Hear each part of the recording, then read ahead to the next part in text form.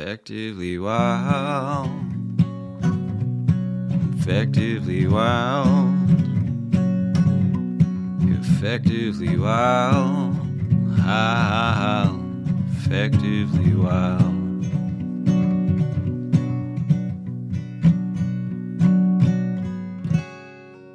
Hello and welcome to episode 2325 of Effectively Wild, a baseball podcast from FanGraphs presented by our Patreon supporters. I am Ben Lindbergh of The Ringer, joined by Meg Rowley of FanGraphs. Hello, Meg.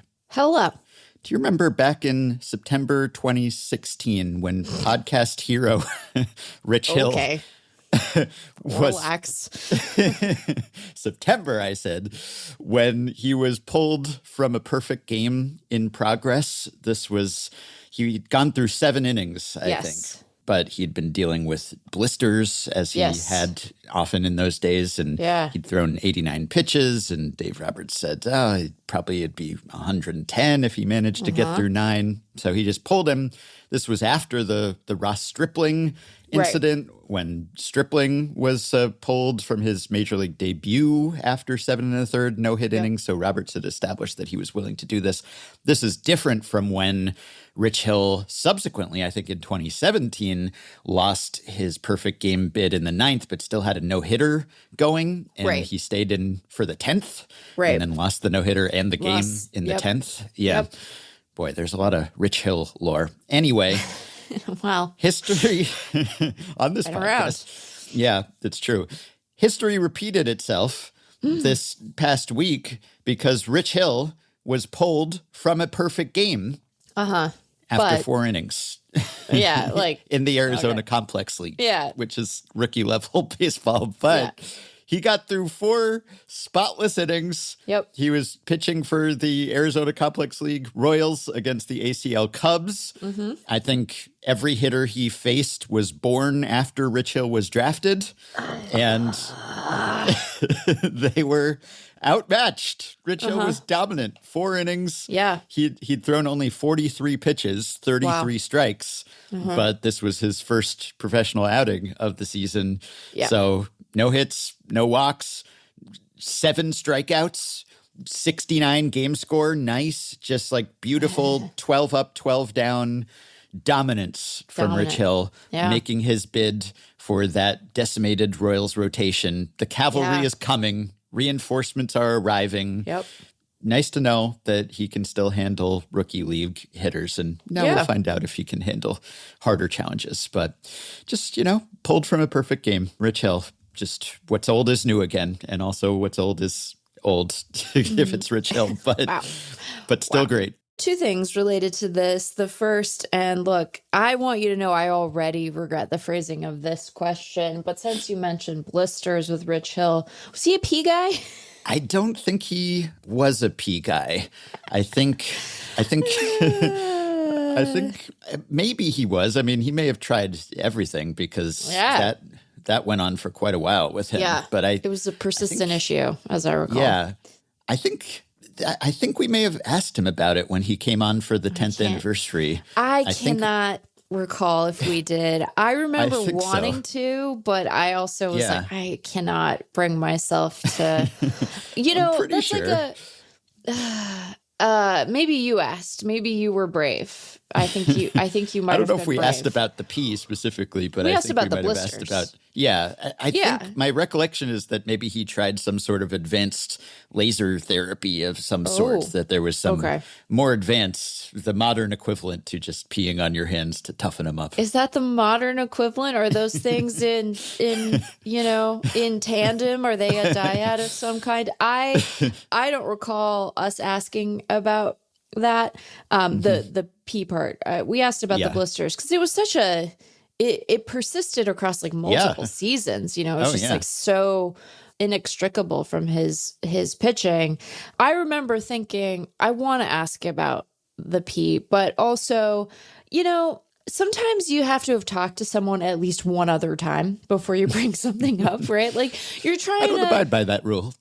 I know you're braver than I am, or at least less haunted at 3 a.m. So I could not have brought myself to do it on first conversation, just so committed to being normal. You remember that John Mulaney bit where he talks about how his now ex-wife says that he's running to be mayor of nowhere? I related to that a little too hard.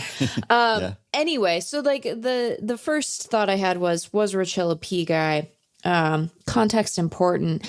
And the second is we sit here and we always talk about how old he is, which I'm sure, he really loves. But we talk about that being a comfort, right? Like as long as the 45-year-old Rich Hill is in affiliated ball, hopefully, as we've noted in the majors, helping a very thin Royals rotation at this juncture. But, as long as he's in it, like we feel good because it's like, Rich is there and like he's 45 and, I'm going to be 39 in like a month. But like that's younger than 45. But you're noting that many, if not all of the guys he is facing on the complex were born after he was drafted is making me realize maybe it's not a comfort, right? Because we're going to be noticing that gap a lot and reminded of the age thing a lot. He's there and 45 isn't like old to be a person. No. But it is old to be a player. Maybe we need to reevaluate the degree of comfort it's really gonna bring. Here's a funny thing. When you Google Rich Hill, because I wanted to remember precisely how old he was, and I was worried I had it off by a year. People also search for his wife, his child, which, like, relax, guys. And then could you guess the two other people who come up in the also searched for when you Google Rich Hill? I bet one of them you might get, and the other I think you will end up being a little surprised by. Brian Bannister? No. That would seem logical. Oh, it would seem logical. It's not Dave Roberts or Clayton Kershaw or something like that? No. Edwin Jackson. Oh, Edwin Jackson, of course. Yeah. That makes that like, you're like, okay, sure. And then John Farrell, which like, okay, but also of all the, you know what I mean? It's just interesting. Anyway, he's been in the game forever. And we hope to see him in Kauffman sometime soon. And then someone will have to ask him about the P thing, you know? Maybe. That's optional. Yeah. Yeah. So the Royals, even though they have vacancies in their rotation right now, have been great pitching wise. Yeah. In fact, Terrific. Only the Phillies have had a higher rotation WAR to this point in the season. And just their entire staff has been one of the most valuable in baseball. I wanted to talk about another AL Central team that actually hasn't had as high a pitching WAR and starting rotation WAR, but has had a better record and results. And that's the Detroit Tigers, who are, if not the best team in baseball to this point, quite close. They're right there. They have the highest winning percentage in baseball, which is certainly one way to determine which has been the best team. They have the second highest run differential after the Yankees. Wow. And this has taken me somewhat by surprise. Yes. I thought that they were the most interesting team in baseball coming into the season. I wrote that at some point at The Ringer, but I was not convinced that they would just pick up where they left off late last season. And in fact, they have. And it hasn't purely been the pitching chaos approach that propelled them to the playoffs last year. Their staff has been fine. It's been good enough. But they have hit better than I thought they would. I think that's been the surprising thing. And they have the fifth best offense in baseball by WRC+. So that's the part that I didn't quite foresee. It's almost like the Mariners in a way, where the pitching lack of success has been surprising at times and the offensive success has been surprising. Right. It's a little bit of that going on with the Tigers, where it's like, wow, okay, this team can hit actually. And if you can hit and you have Tarek Skubal, then you're well on your way. They're their bullpen actually hasn't really been anything special thus far. They're 20th in FanGraphs WAR from their relievers. And I don't know whether that's just regression or bullpens being volatile or something I asked about on the team preview pod we did. Just, is there any hangover effect? Are they tired after being worked as hard as they were down the stretch and into the postseason? I don't know. But it is largely the same group of guys, plus Tommy Kahnle and the great John Brebbia. So it hasn't mattered because they have just not had a lot of close leads to protect. I guess they've been putting up runs. So what do you make of these juggernaut Tigers? Do you think they're this good? Are they clearly the team to beat in the AL Central? The Twins rarely lose anymore, and they're 5.5 back even after their long winning streak. The Royals are tied with the Twins, and then the Guardians are just a half game back of them. So it's not as if this is not a competitive race if the Tigers come back to earth at all. But the question is, will they, or are they just this good? Well, so here's like a thing about that question. There is obvious overperformance for some of their guys. Although I think you can make the argument that there have also been guys who have taken what appear to be like legitimate steps forward. Like I thought that by this juncture, Spencer Torkelson would have fallen off. You know, I thought this isn't gonna go like this forever. Like surely it can't. And you know, like so far, it's been okay. You know, he had a 151 WRC plus in the first month of the year. He's at a 145 in May. You know, it's not like a really hot start is sort of obscuring a recent cool off. So that's encouraging because he came into the year and you were just like, I don't know what you're going to get from that guy, but it's probably not going to be much. He wasn't assured a place in the lineup even, right? Yeah. And then you have guys like Javier Baez where you're like, well, this isn't going to last, but it sure is fun while it is lasting. They've had, they've had a number of guys be hurt. Some of those guys, are not really the ones participating in this effort so far, at least not to the degree that like Torque and Baez are. You know, the reason that Javi Baez is playing at all is because of other injuries. That's the thing, though. It has helped them somehow that those guys got hurt, if anything, because the replacements have been excellent. So there were all these injuries, and you just didn't expect these guys to have the prominent roles that they've had. Baez and Torkelson and Zach McKinstry and Dylan Dingler, all of these guys. Yeah, like it was. Can I just say, I talk about bootlegger face. That's a bootlegger name. Dylan Dingler. Come on. Like that guy's getting shot by a Tommy gun at some point in an apple orchard or something. Think. Yeah. But they had guys get hurt. Parker Meadows, that was a big injury seemingly at the time. And then Wenzel Perez and Matt Vierling, these guys got hurt at the end of spring training or right at the start of the season. Right. And that opened up playing time for all these other guys. Yeah. And those replacements have been better than you would have expected the frontline guys to be. Right. And now I guess the question is, how do you work back in the recovering guys? So Parker Meadows comes back. We talked about Javier Baez recently and how it was a ton of fun what he was doing, and it was great to see him back to the super utility type multi-position versatility. And the offense still seemed like he was kind of hitting over his head a bit. And so just yeah, like he has a 345 WOBA and a 309 xWOBA. Like there is, there is a gap between what he's done and his, actual expected production here. So yes. So if you keep that in mind, now it's hard if someone is off to a great start and is helping your team off to this incredible start to then say, well, thanks for your contribution. Now the starter's coming back, so you're on the bench.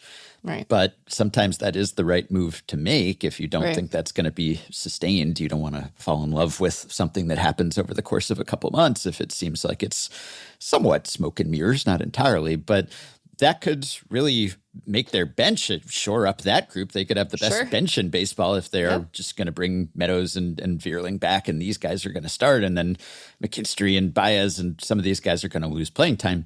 Torque, I'm buying. Torque just seems like I'm buying it. Happening. I think he made a meaningful, real adjustment, and it's impressive. I'm happy for that guy. Like I had totally written Torque off. I had no expectation for him coming into the season. When they brought in Torres and it caused this like chain reaction among some of their other guys, and it was gonna basically, move Torkelson off of a guaranteed first base job, I was like, it makes sense. Like that was where I was with it, and I was proven wrong, I think, and we'll see if he can continue to sustain. It's 2 months, it's not nothing, but it's not his track record up until now. But it does feel like a meteor change than I was anticipating. So good for him, really. And good for Gleyber Torres, too, who was hurt also. He missed some time, but when he has played, he's been very good. And I feel like Ben Clemens and I were out here. We were the Gleyber Torres cheer squad, essentially, over the offseason, saying, why aren't teams signing this guy? And he has a 129 WRC plus so far, and his expected stats are even better than that. I get that he's not a good defender. He's not a superstar or anything, but you get this guy at his age on that 1 year deal. I don't completely get it. It feels to me like the floor for him is roughly average player. So that still seems like sort of a miss. I don't know how many teams would be better off with him or could have been projected to be better off with him, but that was a pickup that I praised at the time. So that has worked out pretty well. So suddenly they're looking pretty darn good here. And I don't think they're going to run away with things in the Central. I think the Twins are good, and the Royals are, I don't know, they're fine. Like they're going to stay in it too.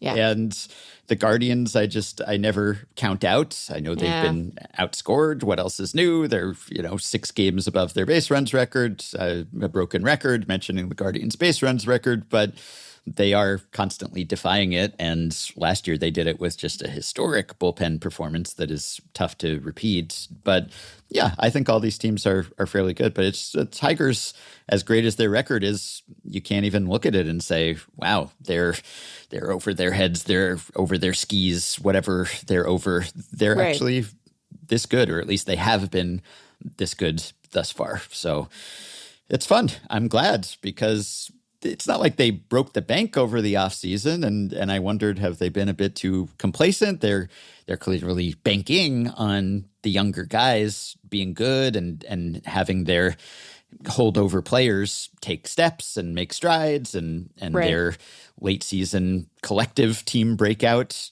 being real. They were kind of betting on that happening. So it has been a good bet thus far. Yeah. Well, and it's interesting because it's like, since some of those guys who we weren't counting on production from have actually managed to, at least to this point in the season, produce, like, they have the ability to navigate these injuries, but they also have the ability to navigate, like Colt Keith has a 106 WRC plus. It's fine. It's not amazing, right? They're able to sort of weather some of the guys who are still young and are still sort of inexperienced at the big league level, having time to sort of find their way through, and they don't have to be in the lineup every day. It allows them to do that. And then I think that as an outside observer, it is a really fun sort of sweet spot for them to be in, because they are good enough in a real way, in a way that feels sustainable, for them to, feel good about maybe adding at the deadline, being, if they come to think that any of their young guys down in the minors are going to be able to help the cause, you have a good argument to bring them up and see if they can do something, but they're not so far ahead that they get to rest on their laurels. Like, they have to remain hungry, they seem like they have the motivation to do that. So it's just it's a really fun point in the talent, competitive, they're a good point on that graph. They're occupying good spots on the X and Y axis for those things where it's like, okay, this is probably going to be a team that, continues to try to fight. If they can see additions at the deadline that would be helpful to them, they're probably going to contemplate those things. It's good. And they are also close enough to their competitors that not only will they be motivated, but they aren't so far out of reach that the Twins and the Royals and the Guardians will go, better get them next year. Like, they have good incentive to continue to try to catch them. So it's good. If only, a division like the AL East could have such a great balance of things as the AL Central, we'd be. Yeah, it'd be fun. I do think the Tigers could use a starter. Who couldn't? Yep. As I always say, you can never have enough pitching. Yeah. Sometimes I've heard that it's kind of catching on. I've heard other people start to say that now. Not always crediting me, but it's okay. It's, it's out there for everyone now. Yeah. If only Mike Elias had listened to you, things might be very different in Baltimore. But he didn't have the line to you, Ben. And so is it really his fault even? He just didn't hear you. They have the 5th best projected rotation rest of season, but Tarek Skubal is carrying a lot of that load. Yes. So beyond that, there isn't really a starter in that rotation. I mean, they have 4 guys listed on their depth chart right now because some guys are hurt. Right. And maybe some guys will come back and help, but it's not like you can really count on Alex Cobb to be in your rotation at any point. And so, hopefully you get Mize back or Reese Olson, who had been pretty good. Right. But you'd like to see, now Flaherty was another addition that we praised and I think was good. He's been, He's been fine. Jackson Jobe has also been, You'd like to see Jobe be good and unlock his potential. That would help. But this is just a fun team. So I'm enjoying this run. It's a good run. I think it's a defensible thing to enjoy, Yeah. Not so enjoyable, though, what is happening with the Pittsburgh Pirates, both pitching-wise and offensively. So Jared Jones, he's gone for the year and probably into next year.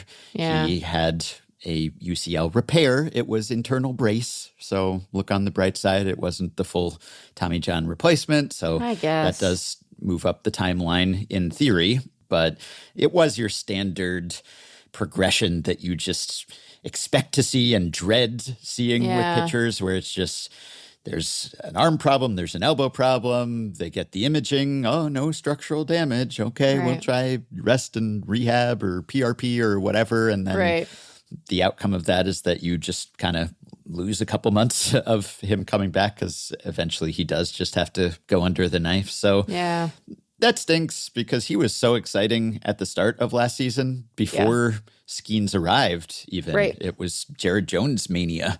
And that was less expected than Skenes was because Jones, his stuff just took a leap, perhaps too great a leap. Who knows? Maybe his UCL was like, wait, our stuff is this good? This is more than I can handle.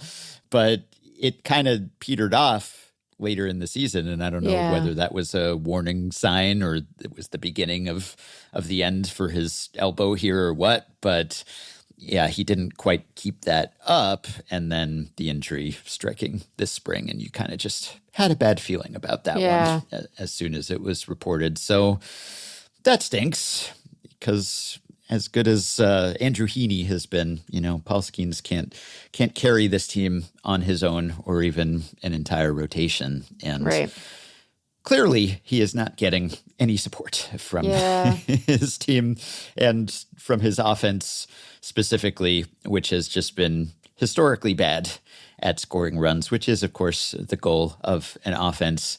They did win their most recent game as we record here on Thursday, but they have gone 26 consecutive games with 4 or fewer runs scored, which ties a record in the modern era, ties the 1931 Boston Braves and the 1969 California Angels for the longest streak. So, Yeah, that's really bad. Over that span, the Tigers have the third best offense, 127 WRC plus. This is dating back to April 23rd. The Pirates, dead last, even worse than the Rockies offense after park adjustments. 69, not so nice WRC plus from the Pirates, who have hit 217, 295, 308. And I know they've had some injuries too, but boy, Skenes, it's gotten to Matt Harvey, Jacob deGrom, whoever else is famous for being good and getting no run support.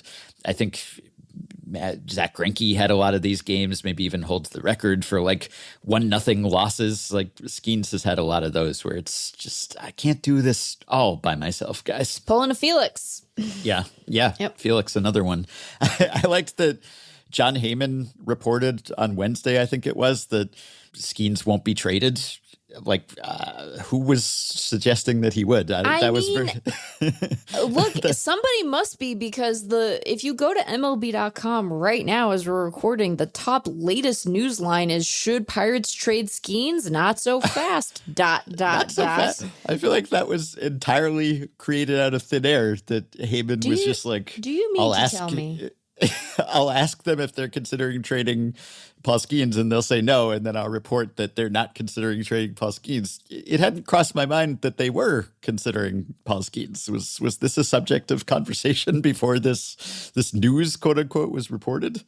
I think that the answer to that is probably like, if you are the team that employs Paul Skenes and he is this good and you are going absolutely nowhere, you probably have had a conversation internally about like, what is the kind of return we would need to be offered for us to think about doing this? Not because you want to, or even because you're making proactive calls, but because like, it is a reality so grim and so pressing that one cannot avoid it. And an obvious way out of it is to have a better farm to point to, an escape hatch down the road. How do you pry open that escape hatch? Well, maybe you trade Paul Skenes. But I am with you in that I think the most likely outcome or chain of events here was, him being like, I wonder if they trade Paul Skenes. I'm going to go ask about that. I don't even really resent the question, although I do have to say, haven't Pirates fans been through enough? We have to be entertaining this notion in public out where they can see. Do we really? I don't know that we do. Look, there's a real problem with trying to assess the organizational direction of the Pirates, because it is not unprecedented to have a very bad team that has a couple of good players on it. And it is not unprecedented to have a cheap owner. And it is not unprecedented to try to flip your very talented cost-controlled players for other further away talented cost-control players in the hope that a solid nucleus forms where you can be cheap but still competitive. None of those situations are. I don't know Bob Nutting, right? Who can know the heart of a man, right? But I often think that even in moments where a team is very cheap, and even in moments where they are very bad, and their owner is sort of content to abide a status quo of cheapness and badness, they often aren't willing to abide quite this bad of a status quo.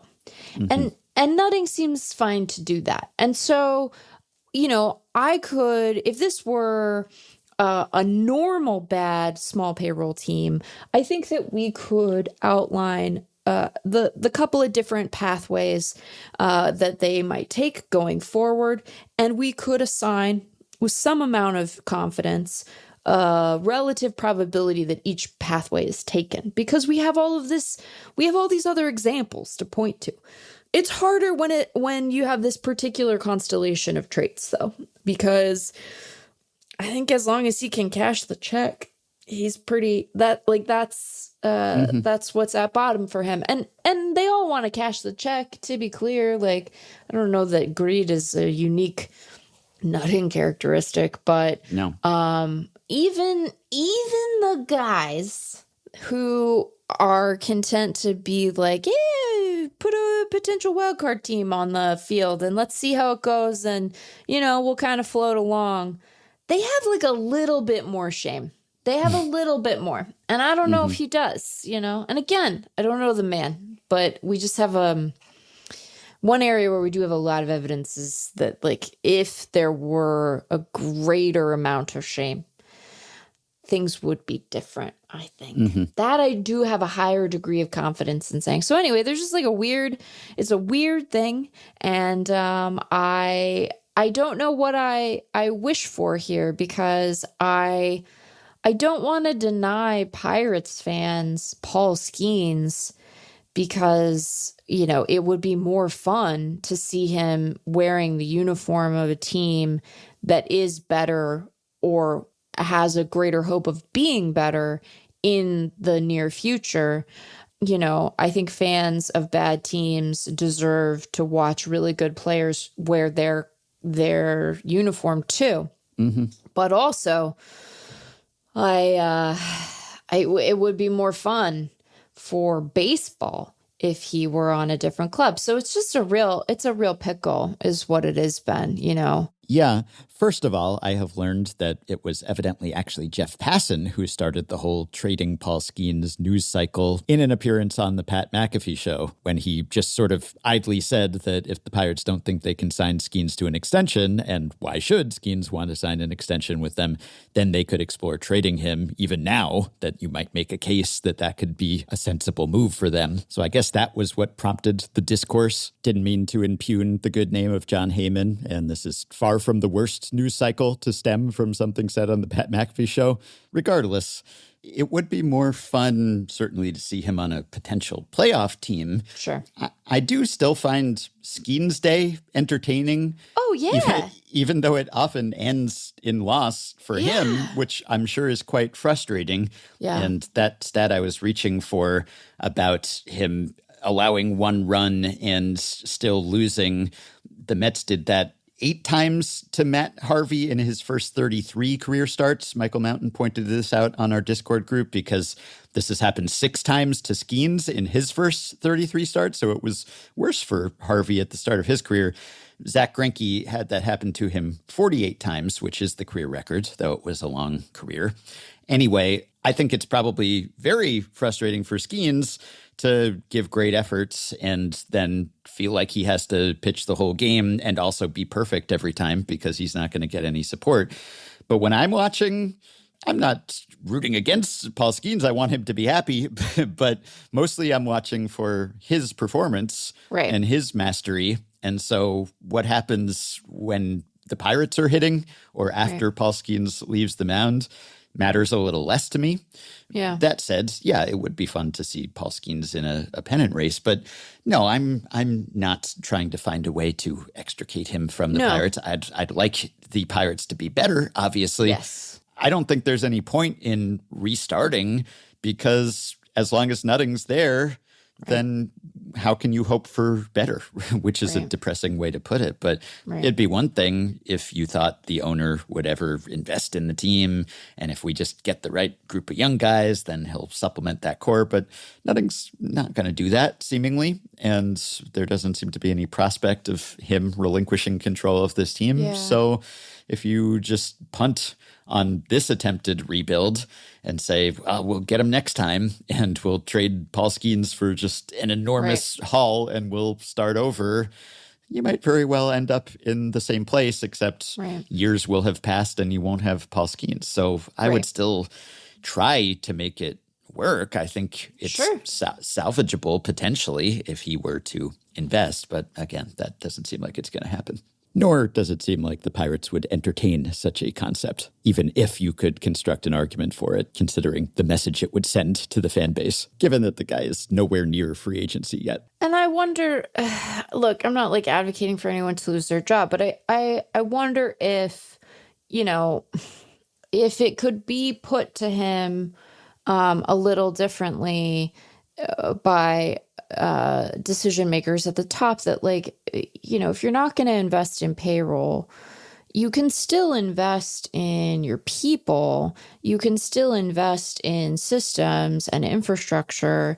And like there are talented, smart people who work for the Pirates. It's not like there isn't some groundwork for that already. But, you know, if you're not going to spend, and they are really not spending, if you're not going to spend, then you need to have clear pathways to being competitive on, you know, the scouting side, the draft and development side, in your infrastructure, in, you know, your front office folks, and, you know, maybe having additional money spent there could allow them to raise it a little bit, and in the process raise their ceiling.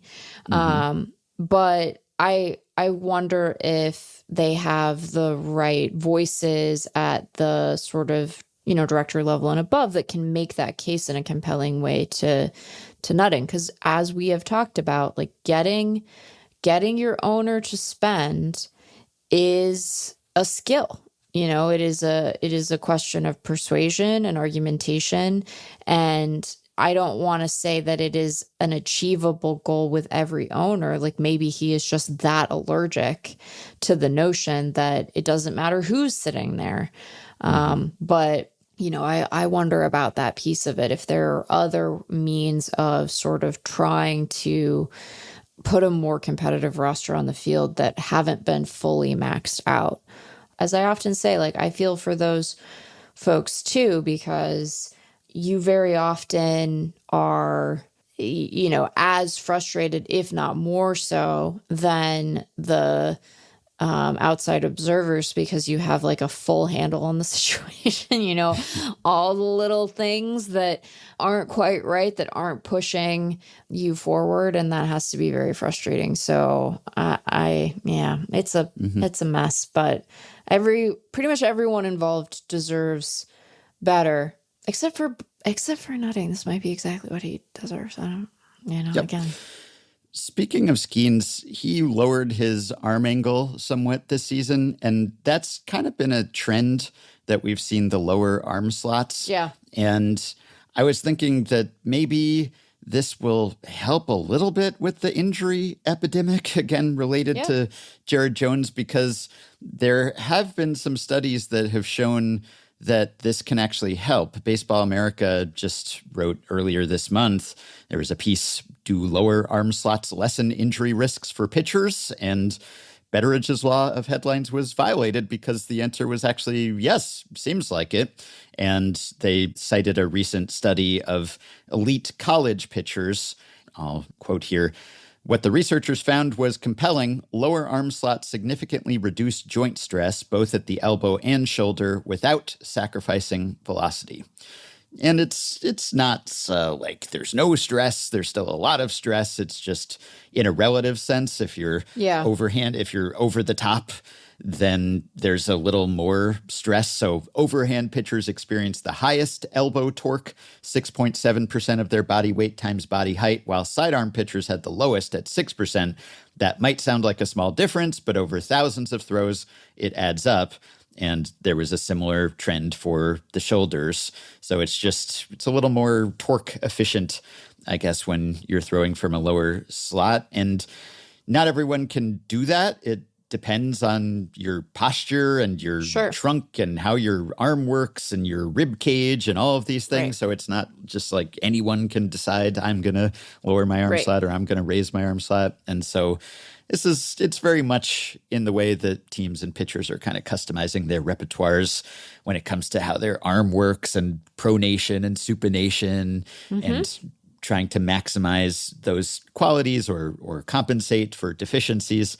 It's the same with just the position and shape of your body, essentially. But we have seen more guys make this change. And Zach Kreiser in the Bandwagon was writing about this with Hunter Brown, who, although he didn't have a good most recent start, he has been one of the best pitchers in baseball over the past year.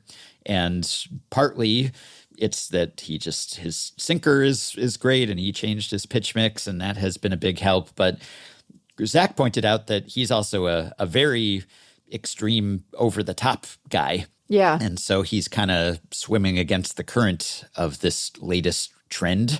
And it's all about vertical approach angle.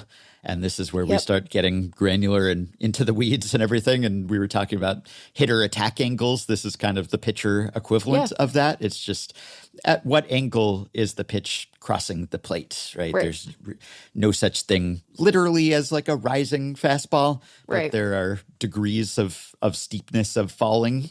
Right. And so you talk about like a flat fastball, and that can be confusing because that sounds bad, right? Like when we talk about flat pitches, it makes it sound as if it just didn't break and it was a hanger or something. But flat can be good in the sense that it's not dropping. And if hitters expect it to be dropping, then that can be good. So if you're kind of throwing up in the zone, Joe Ryan is a guy who stands out here because he's throwing from a lower slot, but then it's a flatter fastball, so it's not dropping that much. And like anything with pitching, you want to be away from the dead zone. You want to be away from the middle where hitters are accustomed to seeing deliveries that look exactly like that. And so they're primed for that. You want to stand out in some way. Right. And so that's part of it, just lowering the arm slot so that you can have kind of confusing movement to hitters, basically. Like the arm slot is lower, but the pitch is not dropping that much. It has a high vertical approach angle. Again, it gets complicated, but this is kind of the new hotness. And Zach mentioned in the bandwagon, you can track this, that being over the top is out of vogue. So he said in 2021, per StatCast arm angle data, only 9% of four-seam fastballs were thrown from arm angles below 30 degrees, while 26% of them were thrown from angles over 50 degrees. This season, though, 20%, more than double the rate of four-seamers, are coming from below 30 degrees, while only 19% are coming from over 50 degrees. So that is, I think, mostly about just giving hitters a different look. And of course, when that becomes the norm, then hitters will adjust to that. Sure. And then people will say, let's go back to doing what we were doing before. Maybe that's working for Hunter Brown. But maybe the byproduct of this, if it is actually less stressful for your arm, if you're built that way to handle it, it's not going to be the pitching panacea or something. We're still going to see plenty of pitching injuries, but every little bit helps. So maybe this will help. Yeah. And to your point, like, I think so often about that piece that Russell Carlton wrote years ago about like how we have these broad understandings of the game and trends and injuries and all of this, but like at core, like every player is an N of one. And when you're talking about the ideal mechanics for a pitcher, so much is just going to be like dictated by that guy's physicality, like you said, like the way his trunk rotates, his, natural, pronation or supination sort of instinct. There is so much that is about like that guy's body. And some of it is going to be more malleable than other parts of it.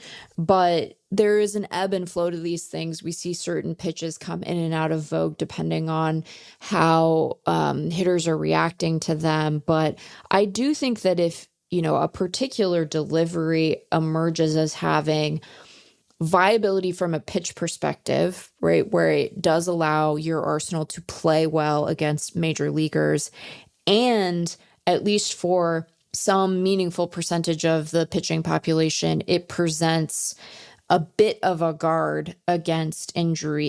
It puts a meaningfully lesser amount of stress on your ligaments, joints, there does seem like there might be more staying power in something like that than just the typical vagaries of like, oh, we're all throwing splitters now, or what, the sweeper, a kick change, death ball. I think the fact that we call them dead zone fastballs, I know that they're not always down the dick, but like have some courage, like be a little naughty in your terminology here. Anyway, they're not always right down the middle, but they often are. The dead zone guys. Anyway, so it is interesting, and thinking about how those things will be balanced against one another is fascinating. But this kind of stuff does make me optimistic in a muted way, because to your point, they're still pitchers. It's still very stressful. There's still a lot of them gonna break, and who knows, like maybe guys make this adjustment and we aren't really appreciating other trade-offs that they're making that make them more vulnerable to something else. Who knows? But I think so often when we're talking about trying to figure out how to keep guys healthy, there's this implied trade-off between effectiveness and longevity, right? When the fastball is faster, like they are better, that's not all that determines it. It's not just velo, and we've learned so much about that, but like we know that velocity is good, but also the velocity makes you break. And so there's this tension, and I understand, we've talked about this a lot. I understand guys having some amount of willingness to make that trade because they want to be good so that they can get paid and they want to win. And, I understand all of that. And so for there to be a way to do it that also helps your fastball play, that's a good thing, Ben. That strikes me as, and again, muted in my optimism. And because again, the pitchers, and it's nuts that anyone does it. I continue to think increasingly it's not as nuts as people catching, which is the most nuts behavior on the field that we see every day. Yeah. But still pretty nuts. But, maybe, and Joe Ryan, he's been very good. He's been quite. He's great. And he looks like Billy from Stranger Things. I'm not the first person to make that connection. I'm not having an aha moment. It's just especially when the hair was longer, it was like, whoa, are you going to be weird at a pool? That sounds nasty in a way I don't mean it. Go watch Stranger Things or don't. It's up to you. They're going to be 45 when the next season of that show comes out. It's watch them navigate the difficulty of the upside down mortgage. Yeah, it's almost back. Anyway. Is it? When is it? Wait, sorry. Later this year. Later this year? When later this year? It's amazing that Netflix isn't advertising that already. Yeah, I don't think there's an exact release date yet, but it's coming later this year, seems like. This is the last one, This is the last season. It might be a staggered release again. Maybe it'll even stretch into next year. We'll see. Okay. But, I quite liked the last season. I thought they got their fastball back last time. Yeah, I quite enjoyed it. Yeah. Anyway. It was more like a series of movies than a TV show, but I was in. Very, a little more horror forward, which I thought was a good direction for them to go, because then it kind of made the nostalgia less saccharine. Anyway, that's our take on Stranger Things, a show that has been new for quite a while. So so we must protect Paul Skenes at all costs, whatever his arm angle is.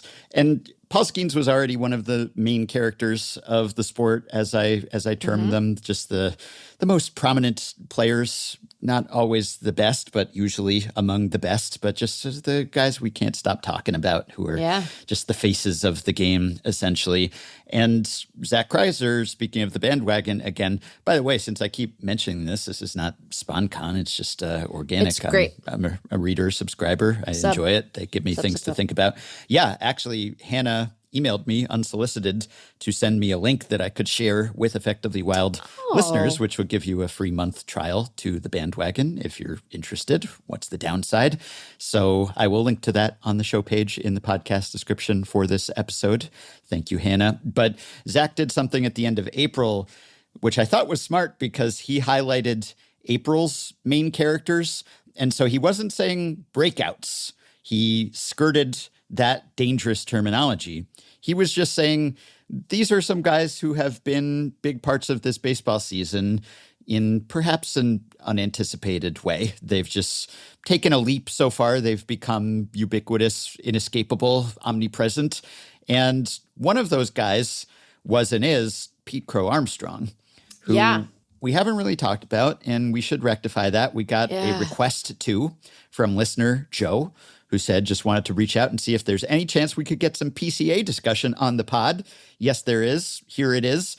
I've been watching him closely for a while, drove out to South Bend a few years back just to catch him in single A, and it really feels like he's put it all together this year. Watching him live in center field is jaw-dropping. He's the best center fielder I've ever seen. Balls that look like surefire doubles in the gap, he's just there, gliding under them like it's a routine fly ball. I know Meg's talked about being center field defense pilled, this guy has done that for me. I'm genuinely curious if StatCast backs it up. Are we looking at one of the best center fielders of the StatCast era? And now he's coming along at the plate, too. Ever since he quieted his stance and moved back in the box, it works, Ben. This is in the email.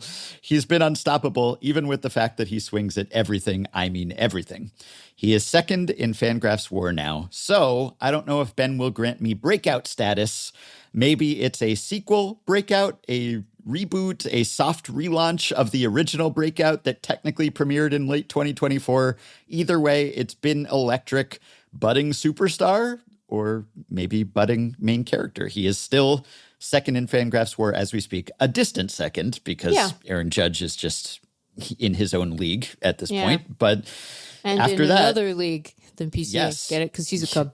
Oh, I get it. Yeah, but he is leading the National League in WAR. So he did kind of quietly break out late last year. He made some changes. He hit a lot better. It would be hard to hit worse than he was hitting, but no, he was hitting legitimately well. And with the defense, that was exciting. But there were questions about how sustainable those offensive improvements were. And it turns out, looks like quite sustainable, at least thus far. So he has been a ton of fun to watch. And he's been a big part of the Cubs' success. It's just cool because he always had a relatively high floor because the defense is that good, right? And so when you can play center field defense the way that PCA can, you really have to not hit to not be rosterable, right? Yeah. But it seemed like he had the potential to, be this superlative defender, be a really good base runner, provided he was on the bases enough. We've seen that this year. He has 14 stolen bases already. He has power. And it was all about whether or not he was going to be able to curb the tendency to chase. And it was right there. But you just didn't know. You just didn't know. And he would show flashes and then he would start chasing again. And you're like, hey, but it's really cool to see a guy who had like when he graduated as a prospect, his like future hit tool was like graded out as like a 40. And this is kind of what the right tail outcome looks like for him. And so for him to be able to do it and, all of a sudden, even at a time when like Kyle Tucker has been kind of swooning on a relative basis, right? Like swooning for Kyle Tucker, they have had this like really fearsome outfield unit. It's just a very cool thing. And, we have given guff and Cubs fans have given guff to the organization for not really going whole hog, committing to spending in a way that has seemed necessary. And I don't know. If I'm PCA, I'm like, you better give me a big, big number for an extension. But like one way, as we talked about with the Mariners, like one way to say to your fans, like, we're really committed to being good is to be like, hey, this is one of our dudes. I would want to see it for a little longer, maybe than PCA has currently constituted. Plus, he's like, I want to be like thoughtful in the way that I say this.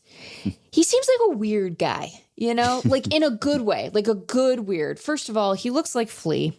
There's always the hair thing. What are you doing? Kid of a Hollywood type, right?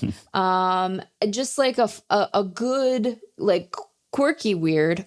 Also very talented, tremendous combination. We need more of that. Yeah. It's good to have greater diversity in the personality ecosystem among players. That Hollywood thing, by the way, that still is a fun fact that just blows people's minds if they haven't heard it. The mom from Little Big League is Pete Crow-Armstrong's mom, Ashley Crow. Ashley Crow is his mom. Yeah. Yeah. I mean, like, yeah, she is. That's cool. It is very appropriate. It's very the fact that he would end appropriate. up on the Cubs and all the rest. Yeah. The thing about him is that he is still chasing as much as anyone. as much as anyone except Lenin Sosa is the only hitter who has a higher chase rate so far this season. And yet he has made it work because he's made it work. Yeah, he's got pop when he does make contact. Right. It really does go.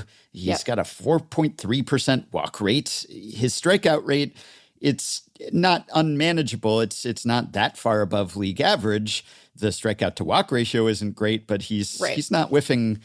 It's not like he's striking out 30% of the time or anything. Yeah, 24% in this era, that's okay, especially when you have a 274 isolated power.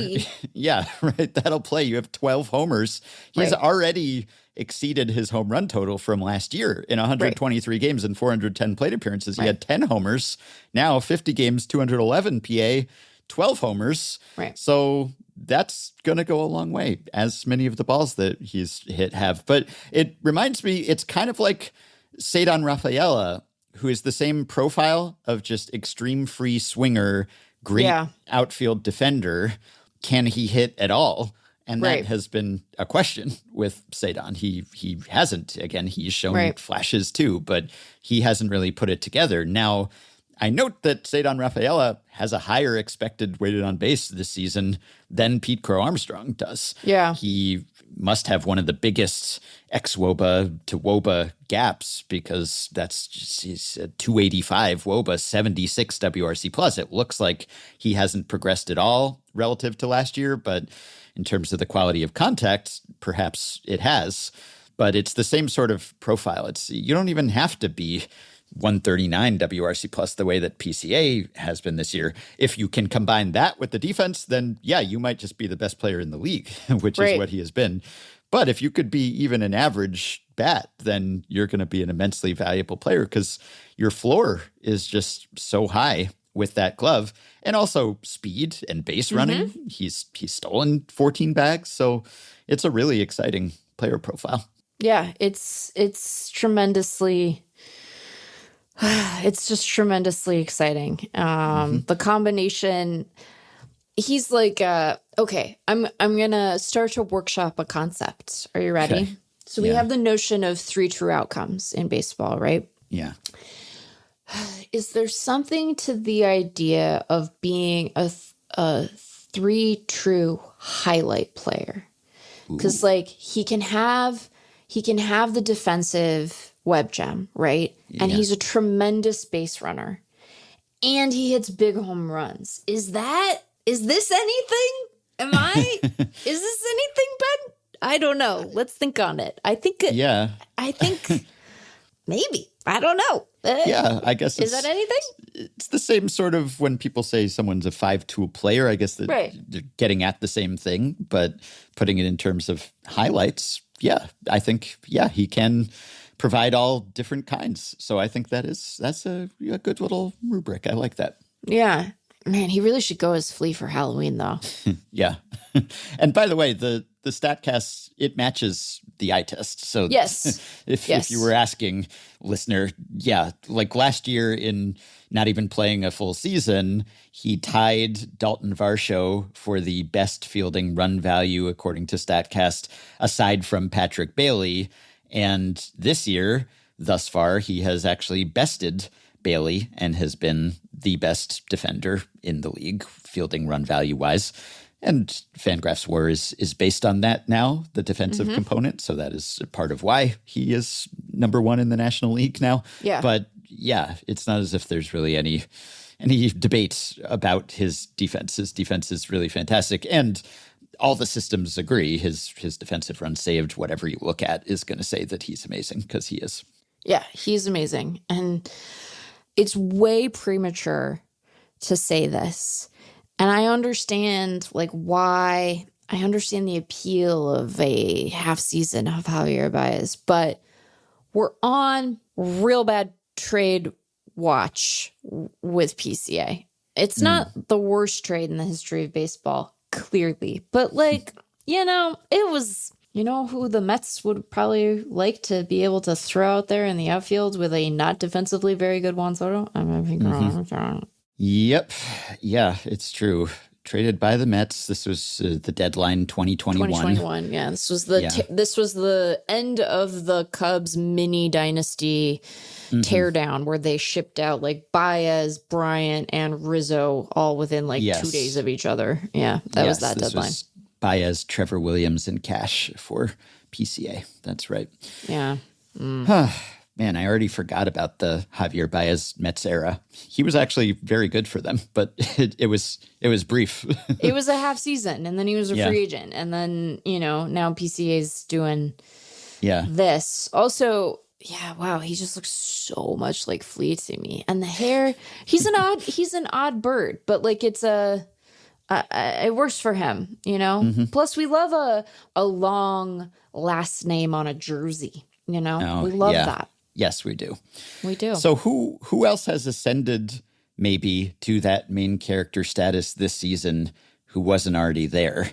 Who wasn't already there? Yeah. So I'll tell you. So Zach mentioned Cal Raleigh as one of those guys. Yeah. Can I be a homer for a minute? I want to get back to your question, but can I just be a homer for a minute?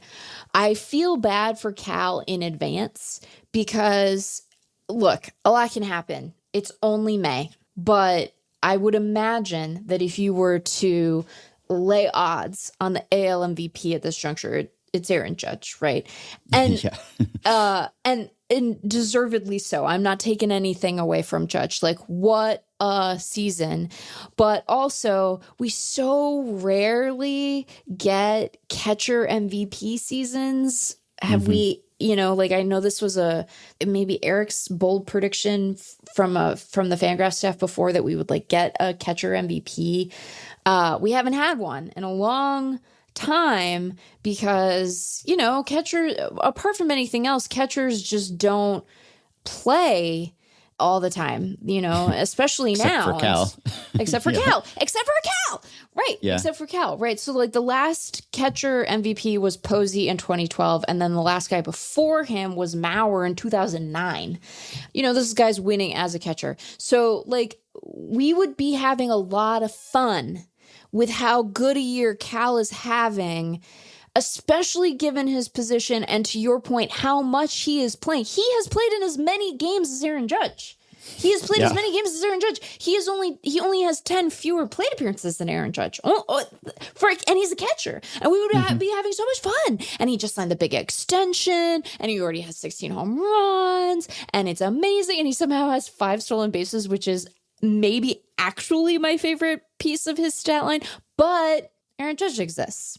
So instead, we're just he's a main character in emerging. No! Justice for Cal. I mean, not because Aaron Judge should win MVP if this continues. But it behooves me to say, as both a podcast host and a Mariners fan, look at this year that Cal Raleigh is having. It sure is something. They are so fortunate to have him. He is really the engine of that offense. It's amazing. 172 WRC plus, Ben.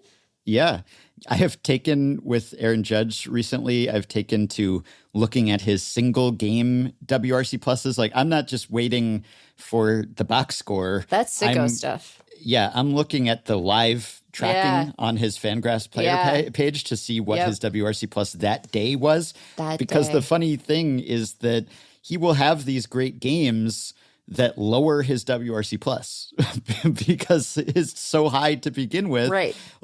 He had a day, I think it was one of the games against the Mets on the 16th, I guess, where he had 2 hits and a walk, and yet it lowered his WRC plus because, you do that every day, you would be the best hitter in baseball if Aaron Judge didn't exist. So he had, it was a 2 for 4 day with a walk, 2 singles.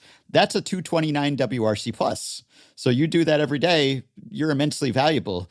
But that dragged down his season line because it was that was a bad day for Judge. So that just tells you the typical day for Judge is better than 2 singles and a walk. It's unbelievable. But yes, Cal's been amazing. Maybe, I don't know if he was quite at main character status already, just because so many people knew Big Dumper. And Big Dumper does help. When you gotta when you got a vaguely naughty nickname, it does. Yeah. And he has a big dumper. And you know what? Yeah, People love a big dumper. People were ranking him number 1, number 2 among catchers coming into this season. So it's not a shock that he's maybe the best at that position, but he has been even better, like by a lot, than he had been before. So I'm willing to concede that one. So who else might fit in? By the way, just notice looking at the combined WAR leaderboard, one of your bold predictions in our pod this spring, I think your first one, and I applauded it, I thought it was such a clever one, was that Isaac Paredes would out-WAR Kyle Tucker. Oh. And Kyle Tucker's been very good. Oh, look at that. They're so close. Yeah. He has a lead of a tenth of a win above replacement over Paredes. So you were banking on Crawford boxes playing to Paredes' strengths. And that has happened. They have basically been of equivalent value thus far. I want to applaud everyone involved in the bold predictions game for their honor as people, because I think that our listeners are probably cluing into the fact, especially over the last couple of episodes, I have no memory of what my bold predictions are. Zero. I mean, I know a lot of them were A's related, like a shocking amount of them were, like a just truly bizarre number of them were A's related. And by that, I mean, I think 2 were. But you could tell me anything, you could tell me that I predicted anything and I'd be like, sure, probably that sounds like something I would do, but none of you try. I know that a lot of this is Chris keeping you honest and all of the meticulous tracking, but you haven't even tried to pull one over, and you could. Clearly, I have zero recollection of what I said on that. One of these days, I'll refer very matter-of-factly to some prediction you didn't actually make. Yeah, totally. I have a nominee. Please. And it might be controversial because I don't know that he's actually broken through into the national consciousness, but boy, is Jacob Wilson having a good little year, Oh, yeah. Mm-hmm. I think that Jacob Wilson needs to be in that conversation because weirdly, I think the sort of Benny Hill themed machinations of the organization as it pertains to their move to Vegas is keeping the A's in the conversation. I mean, they're not playing really bad baseball. I guess they've been worse of late. Wow, they're 7 games back now. Okay, so they've had a little bit of a worse time. But again, because of playing in Sacramento and the way the ballpark is playing and the fact that there are interesting guys in their lineup, and then it's like, are they even ever going to get shovels in the ground in Vegas? Doesn't it get harder to build in the summer? One would think. It's also harder to play baseball there in the summer, one would think, but I don't know. Maybe they have a solution. Anyway, I think Wilson is at least on the verge of being in that conversation just because he is having a really terrific year. And they are so sad as a org, but not him. He's, he's got a 147 WRC plus. And the park and all that, but still, Ben, still, I'm here to say, but still. Hunter Brown should be in that mix. I agree. Even though he's coming off his worst start of the year and he gave up a few homers. Yeah. Over the past calendar year, here's the list of pitchers with a higher FanGraphs WAR than Hunter Brown. Tarek Skubal, Chris Sale, Paul Skenes. That's the list. So he's been more valuable than Zach Wheeler, Garrett Crochet, Logan Webb, all these guys, Michael King, Cole Reagans. He's been better than that. Now, I think part of mean character status is just how aware of you are people. Which is the flaw in the Wilson nomination. Yeah, true. Now, to me, breakout, when I talk about breakouts, I'm mostly not meaning that. I'm not meaning how famous you are. Some people do, I think, conflate those things, and I guess that's defensible. For me, that's just more about how good you are, how well you're playing, which should correlate to how many people have heard of you, but not always perfectly. So Hunter Brown, I don't know that he has ascended to the status of everyone knows his name and we're all talking about Hunter Brown, but we should be. I think he's getting close to that at least. And I'd put him in the mix. I might put Jesus Luzardo in the mix, which I think Zach did as well, just because he is so good and he's been good before, but he's been just fantastic. And now he's doing it for the Phillies. And right. This is, I think, a case where what team you're playing for and whether it's a good Matters team and whether it's a big market team. Yeah, main character status, that is related. Do you think that I'm not trying to stir and I don't say this knowing anything. Do you think that in the mix of emotions that Zach Wheeler feels toward his teammate Jesus Luzardo, that there's like a touch of resentment in there? Because it's like, let me win a Cy Young Award once. Yeah, it remains wild that Zach Wheeler has never won a Cy Young. I mean, you understand on a year to, like in any given year it can make sense, but like the man has been so good and so consistent, and he throws all these innings, and also he is now being slightly overshadowed in his own rotation by a guy they traded for. Do you think that there's just like a little sprinkling, as opposed to Aaron Nola, who's probably just like, oh, thank Christ, there's someone else good in this rotation. Not going good for Aaron. Yeah. Anyway. There are other guys who have had what could be classified as breakouts, but I don't know if they've qualified for main character status. Like, Geraldo Perdomo has been fantastic off of his extension. Yeah. But is he household name status yet? Or Chris Bubich, who is still standing in the Royals rotation and is really helping to prop up that unit. He's been great, but is he main character status? I don't think so. I would only if we lean into how funny you can make his last name if you have the mentality of a 12-year-old. Bubich, yes. Come on.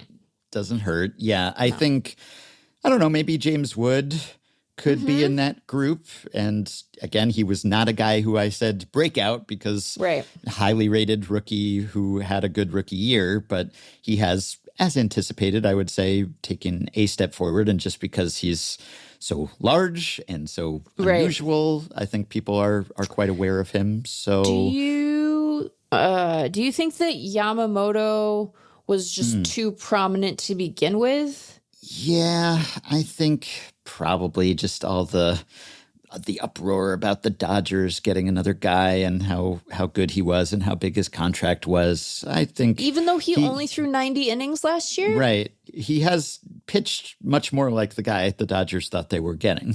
Yeah, he's been fucking really good. Yeah. So, but he has been well known for some time at least. So he might have been too much in the consciousness for it to really fit. It might be having the same problem that like the breakout thing would, you know? Yeah. There's popular breakout pick who has broken out thus far, Jonathan Aranda of the Rays. Not sure if he's main character status, but he has been really good. Jung-Hoo Lee, maybe? Yeah, Jung-Hoo Lee. Jung-Hoo Lee is a great one. Yeah, because I think Zach had him too, because he was high-profile signing, but then he got hurt, and so early into the season, right? He got hurt very early, and he wasn't. Lee came over the same offseason as Yamamoto, right? Last year. He was last year. So I think too, not this offseason that just happened, but the offseason before, that year was, the best players in a lot of the free agent rankings, including ours. Many of them were coming from either Korea or Japan. And so I think that on the one hand, there was hype around that, but also it wasn't like this year where, it was the Roki show. There were a couple of guys who were well thought of, and then he got injured early. He wasn't very good, and then he got hurt and he missed the rest of the season. And now it's like he has been fantastic for them. And I know in talking to Ben Clemens, who lives in San Francisco, like very central in the Giants marketing of the team this year. There are a ton. There's just like a ton of giveaways, and he has a bobblehead, he has this, he has that. So he, I think, is a really good one because they've also leaned into making him one of the faces of their franchise. So yes, yeah. Who else? I guess there are guys who've been like Zach Neto has been really good. You and cannot make the case that Zach Neto is a main character. He's not a main baseball. character. I'm He's sorry. absolutely not. No, absolutely No. not. Like I don't mean that I don't mean that to disrespect his play, but Yes. like, no way. I mean, you should have said that about Jacob Wilson probably when I brought him up, but like Zach Neto, even less. Yeah, right. Yeah, I'm thinking like Wilyer Abreu has been even better, but no, Sure. not main character. Main character, it's a pretty exclusive group. You're on the marquee, you're on the poster. Right. This is not, you're not an extra. It's interesting too, because this has been, you tell me if I'm overstating the case, I feel like this has been a pretty meh year in terms of rookie production. And so, and there are exceptions to that, right? Like Drake Baldwin is having a great rookie season and Jacob Wilson is still technically rookie eligible. So maybe I'm hurting my own case, but it's like, you know, you're talking about like outside of Baldwin, and I guess like my draft's been pretty okay, but it's like, you know, I always forget that Jason Dominguez is still technically rookie eligible this year, but Yeah. him and Wilson, not for very long, but Wilson was like a day. He was like eligible by like a day, you know. I counted those roster days all out with Jacob Wilson just to be really sure on that. But I think that it's been sort of an underwhelming year from a rookie production perspective. There hasn't been like a big breakthrough guy. I feel like I'm forgetting someone, but I don't think I am. Like it's just been kind of, you know? Yep. Mackenzie Gore. No, sure. It's hard to be on a bad team. I think part of, it really helps if you're Jung-Hoo Lee and you're not only marketed a lot, but your team is surprisingly successful. Or if you're Luzardo, you're on the Phillies. That helps to be a main character. So, and you can transcend that. You can be Paul Skenes and you're just a main character, even if you are on the Pirates. But it helps to have been on a contender and a high profile team. Let's see. I think Zach had Nick Pivetta at the time, but I don't know that I would go that far with him. Maybe Joe Ryan gets to that point potentially. It helps that he has a movie star face. Yes, yeah, and also has been very good. Yeah, the Cardinals have been surprisingly good and homegrown again, and they're getting that production from their guys. Neil Payne just wrote about this, but you know it's more of the Cardinals model of Mason Wynn and Victor Scott II and Brendan Donovan and just like more homegrown guys. Matthew Liberatore, who at least came up with them early, and Ivan Herrera. You know, it's been nice to see they've kind of bounced back. I know that Cardinals fans, they really suffered there with a couple of years that weren't so hot, but I don't know. This shouldn't be a long list, probably, of newly minted main characters. So it should be. By definition, it should be sort of a limited selection of guys. I'm not giving Trent Grisham main character status. He's been good, but I don't know, like belatedly Michael King, just because he's, you know, he was doing it with the Yankees. He's done it with the Padres. It feels like he's still sort of low profile relative to how good he has been. Sure. Can I advance a theory with you that I have not made a scientific study of? Yeah. I feel like the Padres have a very high, perhaps the highest concentration of I'm on the mound and annoyed stink face boys. They have and by that I mean mostly Nick Pivetta and Michael King. When Michael King and Nick Pivetta are annoyed on the mound, they let you know because they become stink face boys. And I'm not sure it's the highest concentration of stink face boys, but I think it might be among the highest concentrations of stink face boys. And I'm not saying it's a problem necessarily, but it is interesting to me how it plays on my emotions, even when the Padres are playing a team that I don't have any allegiance to, because when a pitcher is a stink face boy, and I'm not saying that they're unattractive men as human beings. I don't really have a strong feeling. Right. They have a stink face expression. They become stink face boys. And I think that when a pitcher is prone to stink face, they better be right, because otherwise they end up having an aesthetic of whining, even if they don't vocalize their whining. And I don't care for whiners. I tend to be like, now I want to see you lose because you're being a whiny stink face. And so I think they're stink face boys. That's my stink face boy theory about the Padres. Because I was watching them when they were playing the Seattle Mariners, and I feel like there were a number of instances in the course of that series where the Padres got swept. So they had something to be annoyed by, to be fair, but also these Mariners, they kind of got to some of these guys, and they made stink faces, and I went, like I was in The Simpsons. Can a stink face coincide with a bootlegger face? Can a bootlegger face have a stink face? Yeah. Oh, yeah, because like bootleggers are human beings, right? They exhibit the full range of human emotion, one would imagine. Sure. I've never met a bootlegger because, you don't really need to have. And now you can like buy moonshine at Total Wine, which is so weird to me. I don't know if we should be. We're like being cutesy with moonshine. What are we doing? I mean, what are we doing? I don't understand that. Like, I don't understand. And it's funny because like Pivetta, he only gave up 1 earned to the Mariners. King gave up 3. But, he didn't have a bad outing against Seattle. He struck out 7 guys. Like he did not have a stinky outing, but there were times during that outing when he was like stink face. The real test case of stink face and bootlegger face is now I need to watch Tim Hill like a lot. Because Tim Hill has such strong bootlegger face. It's profound.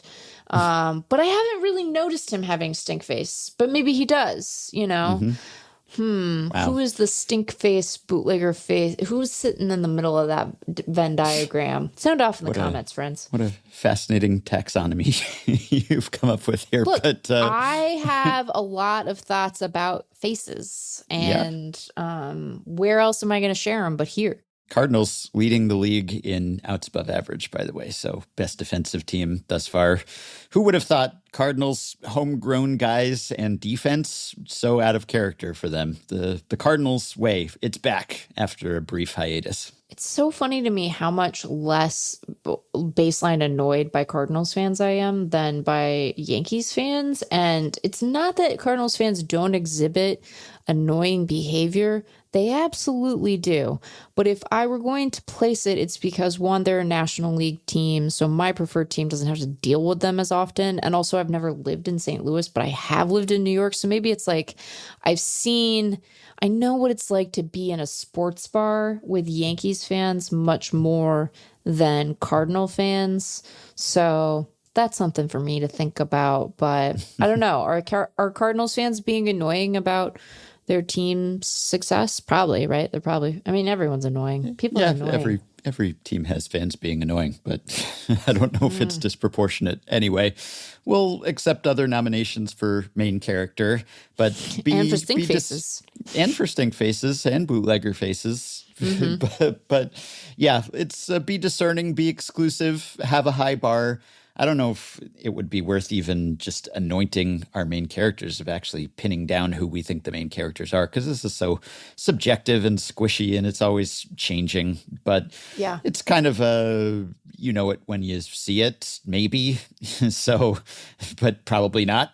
We know it when we see it, and someone else would know something else when they see it. So, but yeah, if you think someone else deserves to be included in the ranks of baseball main characters, let us know. Yeah, let us know.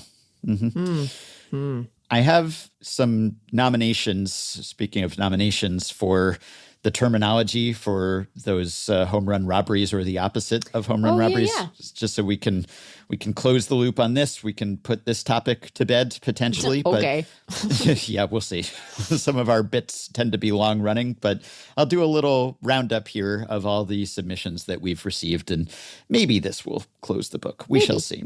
So we were talking about nominations for when there is a tandem home run robbery, when two players participate, as happened with the Red Sox and Cedon and Willier the other day, and also when there is a gift of a home run, when a home run ricochets off of a player, they're trying to catch it, it goes off their glove, and inadvertently they send it into the stands, and it would not have gone out otherwise. So I'll reel off some submissions here. Thomas, Patreon supporter, says, how about home run promotion, both in the Costco sample sense, as you said, and the upgrade sense? Julio was running a home run promotion the other day. I appreciate the spirit of that, but I still think that it doesn't get at the accidental nature of this, because you run a promotion on purpose to like inspire particular behavior. And I think Julio would prefer that we stop talking about this entirely. Yeah, probably. So I get what you're going for, and I think that part of it fits, but part of it is a little off in terms of that piece of it. Like there needs to be, even if the word oopsie or whoopsie doesn't appear in it, like it needs to have the spirit of an oopsie.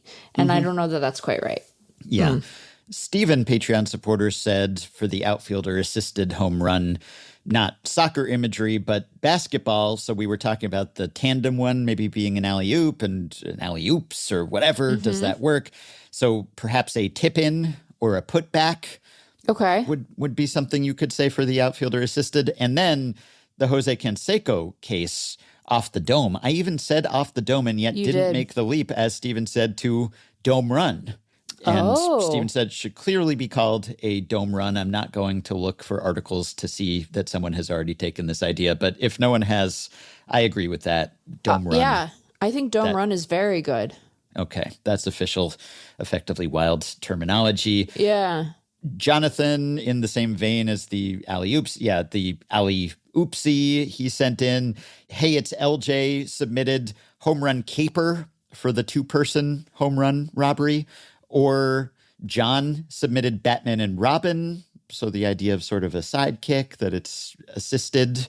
The outfielder assisted home run, see, even that's confusing now, because that makes it sound like you're talking about the tandem one, where one guy gets the assist and then the other guy gets the catch. But talking about two different types of assists here. So the Batman and Robin or the home run caper, that would be when two guys team up to do one. But I don't know. I kind of like home run helper, which is one which I think I said on the episode the other day, like maybe that could work for either too. Like Michael, Patreon supporter, says, how about a home run facilitator or home run enabler? And that would be for the gift version, when you cause a home run that you didn't mean to.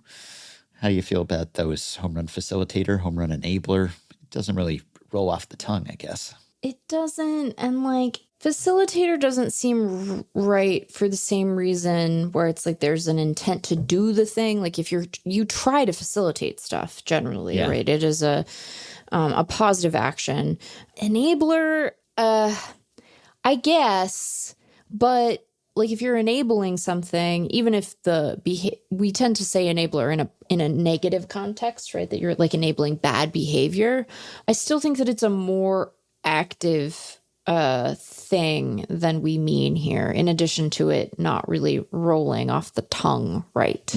So I think I might be out on that. Michael endorsed my own run suggestion. Yeah. So I'm grateful to him for co-signing that one. He mentioned also that he was at Wilmer Flores' 3-homer game on Friday, and one of those was a facilitated 3-run homer thanks to Tyler Soderstrom, who was also responsible for the A's only run, so he was net -2 on the day. Yeah. All right, this is from Brian, who says, could an outfielder-assisted home run be called a donor homer? Or, if we're sticking with rhyming, perhaps a boner homer. Boner meaning mistake. Of course. Yes, of course. And everyone would take it that way. I can't remember if I have shared this story on the pod before. And so if I have, I apologize. But, not everybody listens to every episode. Here's the thing. When you introduce boner as a synonym for mistake, particularly if you like tell your mom that, like you tell your mom about Merkel's boner because, you know, you're having a conversation with your mom and the word boner is funny. And, you know, you arm her with that factoid and then you go to a baseball game with your mom and it's clear she doesn't quite have a handle on like what constitutes an error. And so then your mom is constantly asking you within earshot of children and strangers, is that a boner? Is that a boner? Is that a boner? Is that a boner?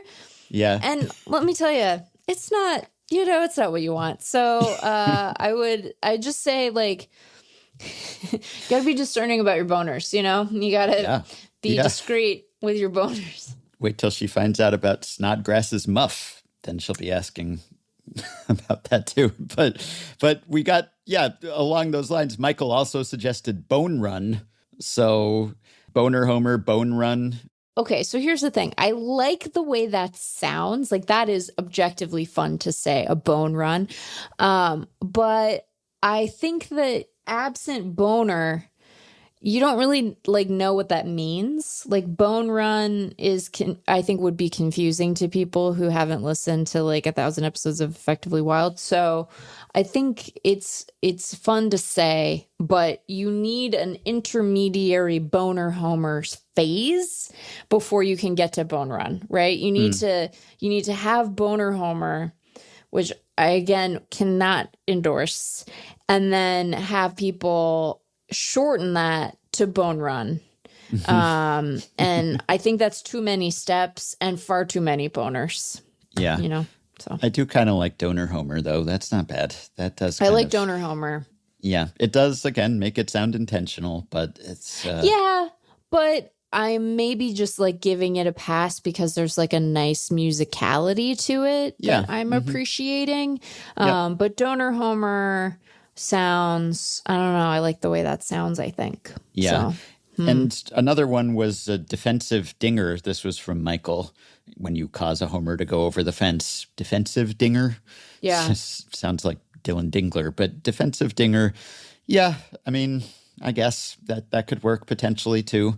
But maybe we're going about this all wrong. That's what Alex suggested, that instead of a pun, we need to consider acronyms, a la Noble Tiger or Tootblan. right. And so Alex says, might I suggest fart bat, fielder-assisted run that brings about tragedy, or maybe simply fart, fielder-assisted run, parentheses, scoring tragedy. Fart bat. Here's the thing that I didn't realize until this very moment. Fart bat is funnier than fart on its own. Oh, you know? definitely. I think fart bat is maybe one of the funniest things I've ever heard. Fart bat is great.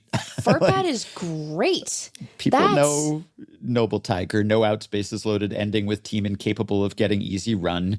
And people know Tootbland thrown out on the bases like a nincompoop.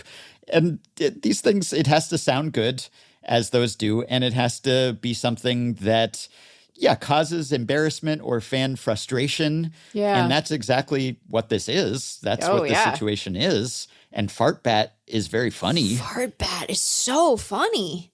I think I'm Alex like is onto overwhelmed something here. by how funny fart bat is. Like fielder-assisted run that brings about tragedy. I like that. Fart bat. Fart bat. Yeah. Fart bat.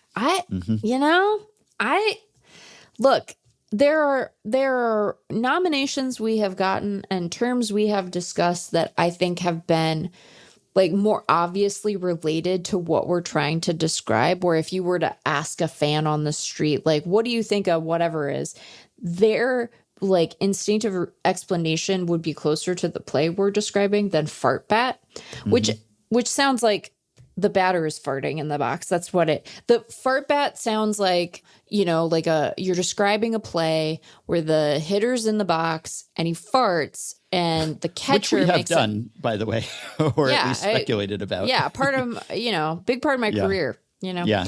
But also it sounds like that. And then the catcher like obviously reacts to the fart. But I just really like saying fart bat. So me too.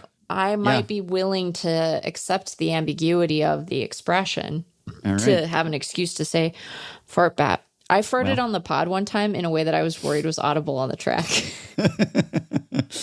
Well, I don't remember anyone pointing that out. For lunch, and it made me gassy, and everybody farts, and I thought it was going to be a quiet fart, and so I didn't take steps to try to mitigate, and then it was just like a really loud one, and I was like, I wonder if Shane had to like crop out. I'm surprised you didn't message Shane like the hey, Shane, obvious fart. No, fart. I was like, I maybe I should have as a courtesy to Shane. I'm realizing this makes me sound kind of rude. Not for farting. Everyone does that. But like for not telling him. But I was like, no, surely like it's not going to be that sensitive. Yeah. Well, I don't remember anyone pointing it out. So maybe it wasn't. And you know what? It would have been pointed out, you know? Yes, I imagine so. All right. Well, if Fartbat catches on, then we can give Patreon supporter Alex Davis credit for that one. And thank you, Alex. We can probably now cease the flood of submissions, though I'm sure they will continue to trickle in. Although not the flood of farts. All right, that will do it for today. Meant to mention, by the way, speaking of Cardinals, Matt Carpenter announced his retirement last week on Scott Linebrink's podcast, of course, where all big baseball announcements happen. Scott Linebrink right up there with Dave Bush and Connor Jackson when it comes to my mid-2000s fantasy baseball heroes. Anyway, Carpenter was most recently a Cardinal. He'll be best remembered as a Cardinal, but I think I'll never forget that 2022 Yankees partial season he had. 47 games, 154 plate appearances, 15 dingers, 305, 412, 727 slash line. That's a 216 WRC plus. That was one of the strangest, flukiest small sample seasons I can recall. Of course, he broke his foot when he fouled a pitch off it, and he missed a ton of time and then came back for the postseason and had a whole bunch of strikeouts. But I'll always love that 2022, because if you set the minimum at 150 plate appearances, which of course you have to in order for Matt Carpenter to make the leaderboard, and we go AL/NL only, the only hitters who've ever had a higher WRC plus in a season are Aaron Judge, Barry Bonds, Babe Ruth, Ted Williams, and Mickey Mantle. A short list of some of the greatest hitters of all time, and Matt Carpenter. And if you look at stints with teams, just the highest career WRC plus with one team, and in this case, we could even lower the minimum to 90 plate appearances. Matt Carpenter, number one, easily beating out Babe Ruth and his measly 197 WRC plus with the Yankees. So Matt Carpenter, a true Yankees legend. Apologies to Cardinals fans. You can support Effectively Wild on Patreon by going to patreon.com/effectivelywild and signing up to pledge some monthly or yearly amount to help keep the podcast coming, help us stay almost ad-free, and get yourself access to some perks, as have the following 5 listeners: Matthias Mando, Craig Clemens, Jules Redding, Justin Lazarek, and Dave Ekman. Thanks to all of you. Patreon perks include access to the Effectively Wild Discord group for patrons only, monthly bonus episodes, playoff live streams, prioritized email answers, personalized messages, discounts on merch, and ad-free FanGraphs memberships, and so much more. Check out all the offerings at patreon.com/effectivelywild. If you are a Patreon supporter, you can message us through the Patreon site. If not, you can contact us via email. Send your questions, comments, intro and outro themes to podcast@fangraphs.com. You can rate, review, and subscribe to Effectively Wild on iTunes and Spotify and other podcast platforms. You can join our Facebook group at facebook.com/group/effectivelywild. You can find the Effectively Wild subreddit at r/effectivelywild. And you can check the show page at FanGraphs or the episode description in your podcast app for links to the stories and stats we cited today. Thanks to Shane McKeon for his editing and production assistance. We'll be back with one more episode before the end of the week, which means we will talk to you soon.